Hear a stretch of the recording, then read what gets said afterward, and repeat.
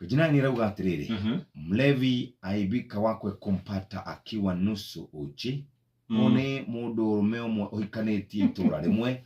Arathire aranywa njohi, araruta shati, aratigwo na mubuto mutheri.